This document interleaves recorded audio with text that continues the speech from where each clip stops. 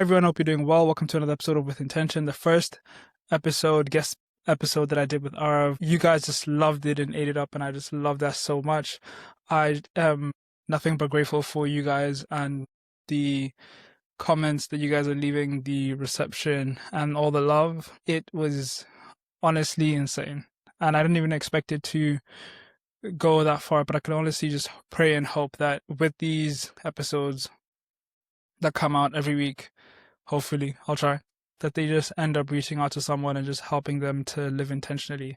I wanted to also answer a couple questions. So every other week or so, I'll be going through questions of my own, ones that I think about, either essays or just topics that I think should be shared at this specific moment in time. The first one that I wanted to address was why with intention. Like, what does with intention actually mean? What does with intention actually, who's it for? What message is it trying to give out, and who's it trying to help? Who's it trying to better? I've been seeking about a way of how to share what I wish I knew. We are people that are meant to serve, to help, to encourage, to improve, and to iterate. But I also think we're people that are meant to pass it on and to help people not make the same mistakes that we made in the past. And with that, I was looking for a platform, whether it be Instagram, Facebook, LinkedIn, I don't know, at the time. But I always knew that I wanted to have a medium in which I was able to share the information in a longer form of content. So I said, hey, I've been wanting to do a podcast for a long time. I was supposed to start it. I was actually going to start it when I went back into uni, but I just realized that I wasn't fulfilling that itch that I had when I was making short form content. So I said, you know what, let me just hit the podcast scene running, make mistakes, and see what can be made. And now I'm doing it now, and I love it. First question that I wanted to answer was one that I got from a couple of weeks ago. Actually, it was in March that it happened. And it was why you should do stuff that really scares you, especially when you don't feel ready to. A couple of weeks ago, at about end of March or so, our gym has these competitions called High Rocks Off the Dock. They're hosted by my gym, holds them every end of month on a Friday. It's sick. Basically, if High Rocks mix of functional fitness, it's like the modern age CrossFit, but it doesn't break your legs and your joints and everything. Essentially, we had a simulation. I was in a team and with really cool guys, really nice guys, but I guess people that I didn't see, to be quite honest, I didn't necessarily think that they were like quite ahead of me. We were all at like a decent level. And then last minute, I was told to move on to this band of guys who had done an actual High Rocks competition before, which is like basically like running 8 Ks in 8 kilometers and doing difficult exercises in between. So like sled pushes, step pulls, and all this type of stuff. Basically freaking animals. Like these guys have done this multiple times. And then I was told, hey, you're going to be joining this team because these guys need a member. And I was like, oh, okay. And I was like, frick, I was genuinely scared in that moment. Not just scared for myself, but scared for the team. I didn't want to be a disappointment. And in that, I was like, you know what, okay. I told myself in that moment, you can either be a disappointment or you can try your best. The only thing that'll be disappointing is if you didn't try your best. So that's what I did. I sprinted, I ran, I did the ski ergs, every single thing every single thing I did, I left it on the table. And it honestly surprised me. It surprised me by how much I was actually able to do. And it just made me wonder about how much I was leaving on the table with everything else that I do. If it wasn't for doing something that scares you, for doing something that genuinely makes it feel like, oh, I can't do this, but I'm gonna have to do this, being put in that fight or flight response, it pushes you to a place where you never could have felt like you could be. And it shows you how capable you're doing. You get the hugest dopamine rush as well because you're like, whoa, I can't believe that I was able to do that. But it also reminds you about the ceilings that you set for yourself. In my newsletter that I do, a weekly newsletter, you can check the link below or in the description or wherever you're listening to this. But I titled it, Why the Ceilings of the Room You're in Matter. It's all fun and games. It's all fun being in a room of people who are having a good time, same level as you. It's all vibes. But you end up realizing that you feel comfortable in the place that you're in and you don't really want to feel intimidated, and you don't feel intimidated, so you don't want to progress, even though you know that you should be progressing. You grow at your own pace. You should be doing stuff that scares you because it encourages you to grow at a pace that you never thought you could reach before. And in that competition, I learned that do what scares you. You never know what you could be capable of. And I tell that to people every single day, if I can. If they're trying to do something that scares you, man. Run a half marathon, run a full marathon, run a high rocks. Do what challenges you to do what challenges you to be your best. You have such little time in the day. Why don't you do stuff that scares you? Why don't you see what you can be? Why don't you see what you can do? Also, it doesn't have to be small. It doesn't have to be that big. Sometimes the thing that scares us is having a conversation with someone. That conversation that we know that we've been ignoring for the past couple months, but we know we should be having. Sometimes it's aiming for a higher grade in your class. Instead of just being coasting with a B, you tell yourself that you're not an A student. How about putting an A there on the table and seeing what you can actually do? Even though the grade can scare you, you might get closer to that point than you think. The worst thing that you could do to yourself is constantly be away from your potential. It's being known for what you could have done and not being known for what you have done. Doing stuff that scares you gives you the opportunity to make that aspect of you known. My next question is, what is the difference between a job and a career? I was at the store and I was looking at these two people. One was a girl, one was a guy, and they were packing boxes on the shelves, arranging stuff, as they normally do. And there was this guy, he was just packing the boxes, taking one box and throwing it and, ripping through the cardboard and just, doing what he needed to do, just getting the job done. And then there was this girl, and she would take the items and she would dust them off and she'd put them on the shelf very neatly, and she'd, make sure they're all in line and they'd all look really beautiful. And that's when it came to me, the difference between a job and a career. Someone who sees what they're doing as a job will always do the bare minimum to show that the task is done. Someone who sees that job as a career will do it intentionally. They'll do it purposefully because they know that there's more to the task than what needs to be doing. But as well as that, they're able to take that mentality into their everyday life. You end up seeing the way they hold themselves, the way they hold people, and conversations with people as well, especially their projection, but the way they do the simplest tasks. If you can't pack boxes intentionally, how can you be trusted to run a company? It reminded me of passage in Luke, which spoke about, how can you be entrusted to handle a lot if you can't handle few?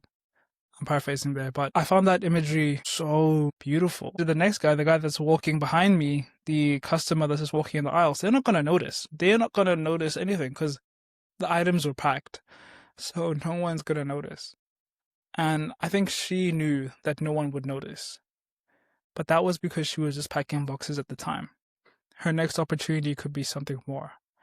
And that's when she'll be able to show that she's been treating her whole journey as a career and not a job. Do you treat what you're doing now as a job or as a career? Okay, next one. The struggle with success is the reason why people find it comfortable to pay the price of mediocrity. People like feeling familiar with what they do. They don't want to be uncomfortable, but they forget what the actual cost of being comfortable is. We all want to feel familiar. We all want to feel safe. We all want to feel comfortable. But what if we're being comfortable inside a trap? What if we're being comfortable inside something that is genuinely consuming us from the inside? It's the frog in the water that's slowly getting hot, and he doesn't know that it's getting cooked. That's why it's so easy to miss when we're missing out on opportunities that help us grow. It's because we love being familiar with what we're going through. And the truth is, sometimes I just catch myself doing this as well, like more times than I need to, saying to myself, oh, I don't want to get out of bed right now. It's okay. I don't want to go on this walk. It's okay. Like, I want to be comfortable. Oh, maybe I shouldn't send my CV because I don't want to feel rejected. I don't want to feel that feeling of being told no today. But I'm missing out on the job opportunity. But I'm missing out on the hours. But I'm missing out on the experience, meeting new people. because I'm familiar with where I'm at today. Familiarity is nice until it kills you. It's nice until it stops you from achieving the things that you set out for yourself so long ago. It's that aspect that you don't see is taking life away from you. What is something you're choosing familiarity over discomfort for? What is something that you really are used to doing now that you see that there's no need to change, even though you know it could be better? Man, these questions, honestly, like when I think about this stuff, I was actually catching myself. Whenever I think about this stuff, I always catch myself later on, a couple months down the line, re-listening to the things I say, and I'm just like, freak. Like, oh, now I gotta go out and be my best self. Now I gotta go out and actually try something. And I think that's beautiful. Just a quick tangent. I think it shows the power of documenting and the power of journaling and the power of reminding yourself, especially because you're never always going to be at your best self. And sometimes you need that reminder to tell you where you are and the mission that you're on and where you're trying to be. Because if not, you could end up going one of two ways. One in which you stay in that mentality, or one in which you drop. And you need that catalytic reminder to take you back up to that position or that high point that you once felt at. I've seen so many people who were in a low and just stayed in a low. They had so much hope for themselves and they kept on failing. It makes me wonder sometimes, like, how many times are you willing to fail for you to give up? Where I think that failure is more of a measure of your limit in what you can achieve now. It's just iteration. It's just telling you this is the point where you're at now. Go back, learn, and try again and see what else you can do. It's not, oh, you suck. It's not, oh, you can't do it. It's that this is the gap between you and the person you want to be. Go learn about that gap. Come back and test yourself again. And it's that continuous reframing of improving yourself, getting towards that place or that measure. You know, school really poisoned our view of failure. It really poisoned our view of what success was, and making us think that failure was a measure of not being able to achieve, when in actuality failure is just a measure of what you know at that time, and reminding you and showing you what more you need to learn. It's nothing, it's not against you. I remember writing an essay where I spoke about failure not being personal. It doesn't know your name. It doesn't know your habits. It doesn't know where you're from. It doesn't know, who you are, what you like. It's just failure. It literally is just that. It's part of the job. If you only succeeded, then you never succeeded, because you never actually overcame something which was against you before. Appreciate failure. It'll hurt, but it'll make the victory even sweeter. Next is the power of only having one thing to do. One of my biggest struggles, especially with the past 6 months or so, is one that I think a lot of us go through and we hold internally. And it's feeling that pressure of thinking that we have to do everything at once. And I know if you're someone that's ambitious, you're trying to get stuff, you are ambitious in your career, you're going to always want to be doing multiple things at the same time, because you want to fire off all your hoses and seeing which one is the one that gets you there. But what if, hold on, what if you just focused on one thing and you did that thing really, really well? Don't feel as happy about yourself. You have multiple deadlines that you don't meet. You're always busy. You sacrifice your weekends and you just end up losing yourself, because you end up staying in that same rut trying to pull yourself ahead, when in actuality what you should have been doing was taking a break, when you should have been calming down, when you should have been resting, recovering, trying to get good at the one thing. It's the people that are able to do one thing extremely well, work on it, practice it, and get better at that craft, that are able to make so much more progress. But what if you're not meant to be amazing at one thing? That's the question I've been thinking about. What if you're just not meant to be that type of person? I myself don't see myself as someone that is supposed to be amazing at doing one thing. I find that almost impossible. I don't think there's ever been a point in my life where I just did one thing. And I don't think they ever will. But I'd also be naive in saying that I wasn't willing to make that sacrifice to be excellent at many things. I see a lot of people that want to do many things at the same time, but don't even want to pay the price of being good at one thing. You can also be good at many things, but you just have to understand the cost that comes with that as well. It's not just time, it's not just effort, it's your mental, it's your resilience, your persistence, your consistency. They all get tested because you barely ever spend enough time reflecting. You barely ever spend enough time relaxing because you're constantly moving multiple gears of multiple cars at the same time. You're constantly thinking about moving. Call me crazy, but I just love that feeling. But what if you can't do that? What if you just say, you know what, man, I've been doing so many things at the same time and I'm just getting overwhelmed. Look, I've been there too. And to tell you the truth, you might need to chill. You might need to relax, calm down, and take some time to yourself. Don't tell yourself that you're stopping the things that you're doing. Just tell yourself that you're putting them on pause for now. It's not giving up. It's putting a pin in it and saying, I'll be back when I'm better. I'll be back when I am capable. I remember in first year when I did try to be that person, the person that was able to do everything at once. It sucked because you also have to understand that for you to be able to do everything at once, you have to be in a position where everything else around you that is the bare minimum is taken care of, which is something that you only learn when the bare minimum of stuff is taken away from you. And you realize how much of a blessing it is to be able to actually focus on one thing and do it really well, or focus on multiple things and do those really well too. If you're in that position as well, where you are away from the necessities, where maybe you're in uni and you're an international student and you just came and, you know, in your mind, you're like, oh, I have to get good grades, I have to make friends, I have to get my studies, I have to worry about my rent, I have to feed myself too, I have to do all these things. Then dude, you're not going to be amazing at everything. I wish someone would have told me just focus on one thing at the beginning. And I feel like someone did tell me, but I just didn't listen because I thought that I knew who I was and I thought that I was capable of doing more. So I'm here to tell you right now, focus on one thing. Focus on the basics first and focus on one thing and do it well.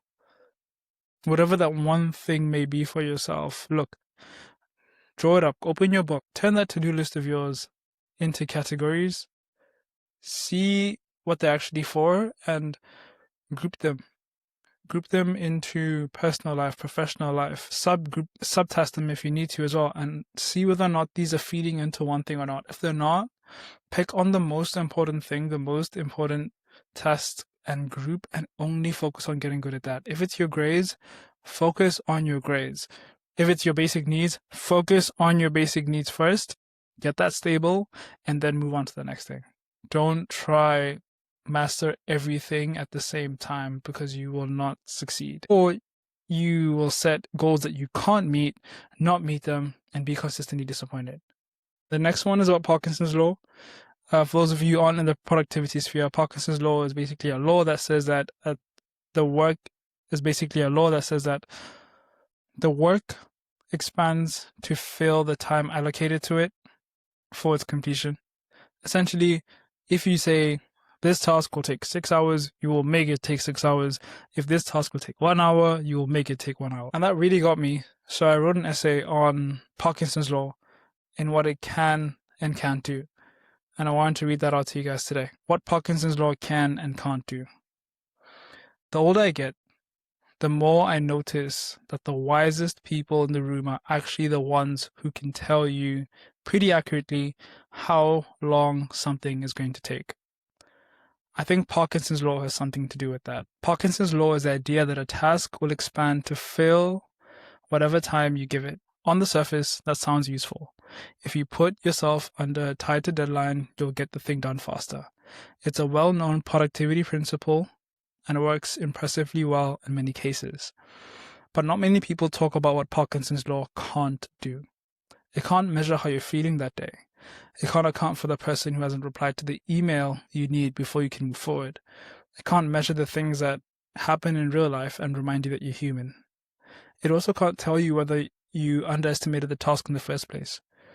If you're going into something new or you're inexperienced with it, you almost certainly don't have an accurate sense of how long it actually takes. That's not inefficiency, that's just not knowing yet. And then there's the quieter thing that the productivity world tends to forget. Some things just take time. the searching, the wondering, the sitting inside a problem, the creative thought that doesn't arrive on a schedule. Parkinson's law tries to squeeze that out. But that patience is often exactly what makes an idea original, considered, or genuinely yours. I'm not saying abandon it entirely, but if you gave something 2 hours and it took 4, it's worth asking yourself whether you were slow or whether you just took the time to actually understand what you were doing. I used to get so upset with myself for not finishing a task. I used to set myself deadlines and be like, oh, let me write this essay out. It's going to take about 2 hours. And then 1 hour 9, and I'm like, oh, what happened? But it was just that I didn't understand how long that task was going to take. If you're someone that is in university or in a job or in the workplace and you're new to it, look, you're not going to be able to actually depict how long that task is going to take. So stop giving yourself deadlines that you can't meet. The truth is that you will never meet a deadline that's ambitious, and that's okay. So don't be hard on yourself. Don't attach an emotion to the deadline if you meet it or if you don't. If you meet it, great. But if you don't, add some time. But also don't fall apart. One thing I've seen myself do is if I give myself a task for 2 hours and I say, oh, I missed the 2 hour mark, might as well just make it take the whole day then. No, don't do that as well. But reassess, reanalyze, and re-see how long a task will actually take. Seek guidance, seek wisdom, and learn. As I've been in engineering, especially working on my placement, I've had to learn that some tasks are going to take longer than you think, and that's just because you don't know enough yet. Don't fall for the trap of setting deadlines that you can't meet because you don't know how difficult the task is. It's okay.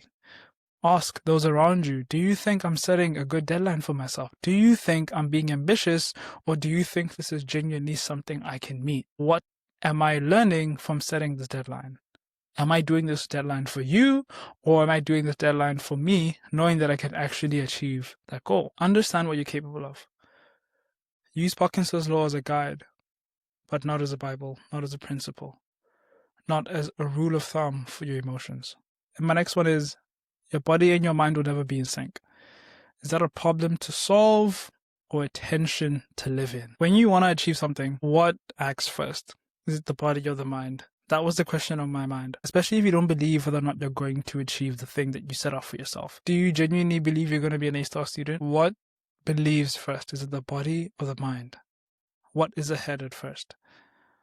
I was thinking the other day, one day in some magical world, let's say I'd want to own a company. So they'd say, oh, imagine yourself in the shoes of the position that you want to be in. Put yourself in that mindset. So if I see myself as an engineer, I'd say, okay, I'm an engineer. I'm going to do everything that an engineer does to achieve this goal. I'm going to think like an engineer. I'm going to be an engineer. But do I actually believe that I am one? What does an engineer actually do? How does an engineer actually live? Will I ever catch up to that mentality of accepting that I am an engineer? That is the real question. That's more career focused. But what about health? What about fitness focused? I thought to myself, I applied for a half marathon. Am I a runner now? In James Clear's book, in Atomic Habits, it tells you to picture yourself as that person. So you say, I'm a runner. I'm applying for a half marathon. I'm a runner. So I'm going to do everything that a runner does. But what moves first? And why should that matter to you? If your body moves first, if you do everything that a runner does, but you genuinely don't believe in your heart that you are a runner, does that matter? Because you could do everything that a runner does, get the PB, do all these things, and still feel like you don't deserve to be a runner. Or still feel like you just aren't a runner. Or you could do the complete opposite.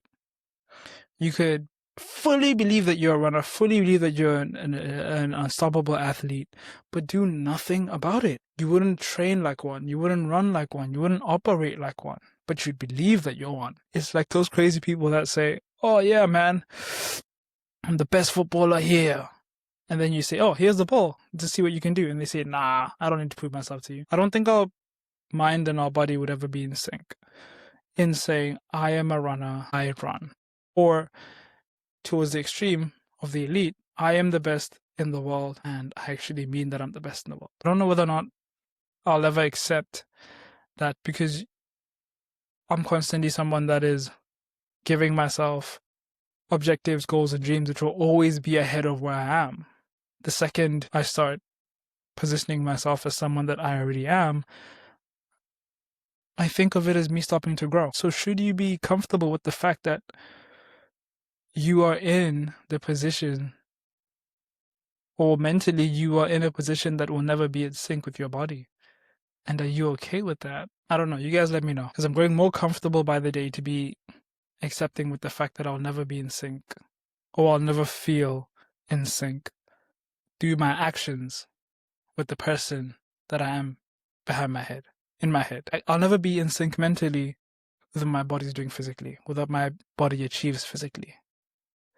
And I think that's okay, because the mind will always be looking ahead. Just make sure you never do it the other way, though. My last one, why you should celebrate an achievement regardless of how you feel. Why does achievement feel so rarely deserved, or rarely ever feel like what we'd actually wanted to feel like? If you achieve a goal that you set up for yourself in the beginning and you don't reward yourself, you are mentally punishing yourself and you're mentally lying to yourself.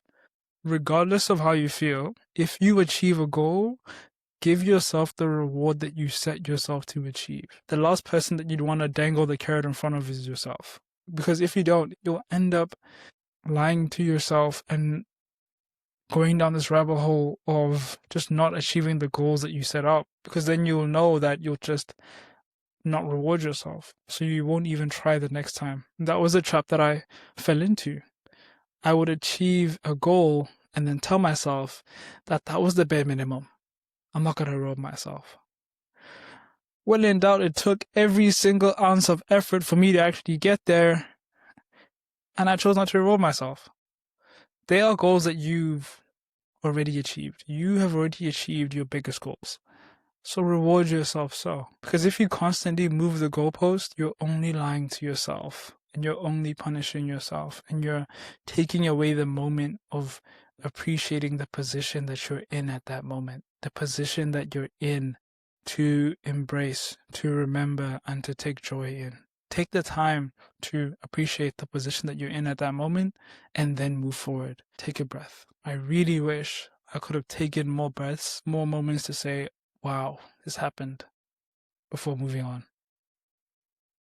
Whether you're 16, 17, 20, 40, whatever age that you may be, take the time to say, I've achieved something. Thank you. And then move on. Right. Thank you so much for listening. I really hope you enjoyed it. And I can't wait to see you next week with intention.